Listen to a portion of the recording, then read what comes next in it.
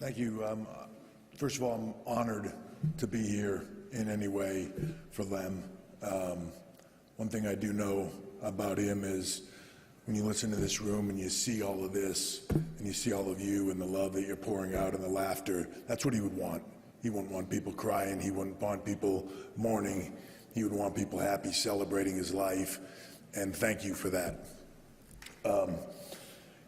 I grew up a kid, just probably like a lot of people in this room, fan of his music, got in the wrestling business, became successful enough to where I finally reached a point where I could have some input into what my entrance music was. And entrance music for what we do, as all of you would know, it's music creates the image. Music creates the emotion and the feel for what you do. It can create a character and it can mean success. And when I had the opportunity to participate in creating my music, I wanted it to sound like Motorhead. I wanted that raw, guttural feeling. I wanted Lem. I wanted all that passion and that power to create the ultimate badass in what I did. And at a certain point in time, they just couldn't get the sound right, trying to make it otherwise. And our people came to me and they said, "What do you want?" I said, "I want Motorhead." And they said, "Well, why don't we just ask Motorhead?" And I said, because I didn't know that was an option. And we made the call. And Lem and Mickey and Phil gave me the greatest gift of all time, which was their sound. They gave me the sound of Motorhead to create one of the most badass themes in the history of the WWE. They created the game. They then went on to create King of Kings. They went on to create Evolution for me.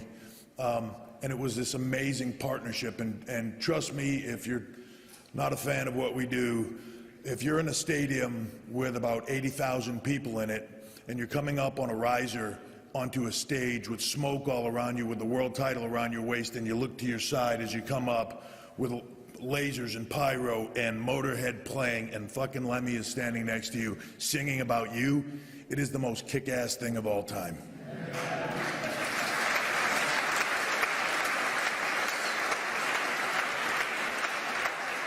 More importantly than that, though, over the years, Lemmy gave me the gift of his friendship. We connected in some way. We connected. He would always come whenever he was in town and we were in town. Most often it would be Staples Center, but London, wherever we were. He'd come to the Staples Center and they'd tell me Lem would arrive and his white limo would pull in downstairs and he'd wait, and before my match they'd go get him and he'd come out and he'd sit in the arena in the front row and I'd say hi to him on my way into the ring, and I'd wrestle, and then I'd come out and I'd talk to him again, and then he'd say, "I'll see you in the car," and he'd wait outside until the show was over, and I'd shower and I'd come back and I'd sit in the car with him for hours and we'd just talk. And sometimes he'd play me the new Motorhead, sometimes he'd play me something else he wanted me to hear, or a track that he was working on for us, or a lot of times we just talked about life. And after that had happened 4 or 5 times, I was the bad guy in wrestling. And after 4 or 5 times at the Staples Center, I remember going to him one time after getting beaten again and walking up to him. And Lem, I went over to him to shake his hand, and I gave him a hug, and he looked right at me, and he goes, "Man, you suck." He said, "You can't win a match to save your life. I don't know why I come and see you." And I guess I probably looked at him stunned, and he grabbed me by the back of my neck and he said, "That's why you're perfect for Motorhead." You hear a lot of people talk about the differences in who he was, on in image and in front, the ultimate rock and roll icon. But then the guy behind that was totally different, polite, and all the things that you've heard said. And it's one quick story for me that encapsulates a lot of that. I went to a show. We were in Phoenix. There was a stadium show that was going to be playing the next day, so I stayed over with my wife, and Motorhead was playing, and there was a bunch of other iconic rock bands, heavy metal bands, that I won't say the name of, just in case you're embarrassed by the story. But they were all there, and we walked in backstage, and Todd was with us, and as we're walking down the hallway, I'm passing by all these iconic heavy metal stars that I am in awe of, and I'm looking at all of them, and they're wearing Bermuda shorts and Hawaiian shirts, and they've got glasses of wine, and there's incense, and there's, like, it's not at all what you would expect growing up as a kid, you know what I mean?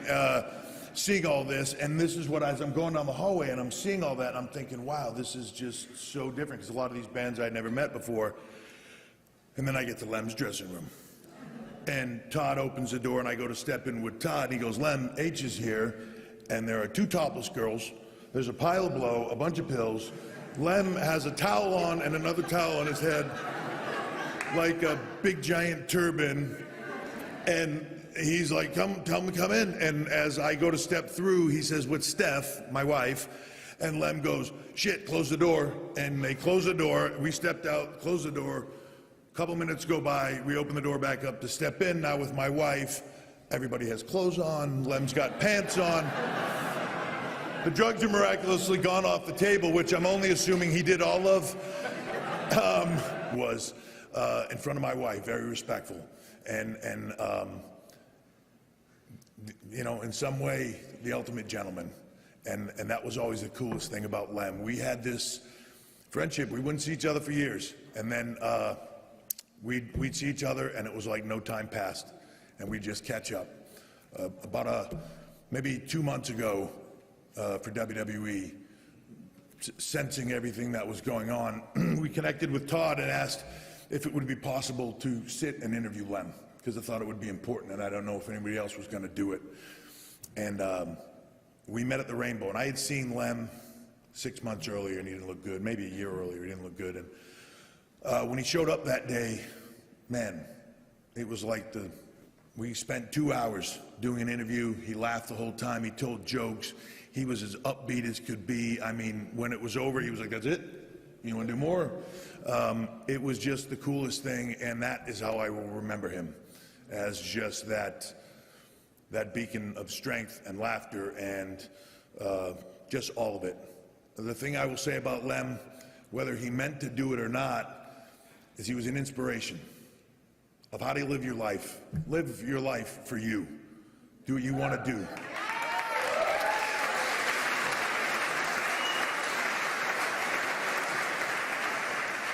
He did it his way. He did it his way right until the last day. And if there is a better way to go out, I don't know what it is. That is what it is about in life. And he was an inspiration, probably an inspiration, as you heard today, to a lot of people in this room. He was the inspiration for you to go out and be an inspiration to millions of kids who will go on to be that inspiration. That is his gift to the world.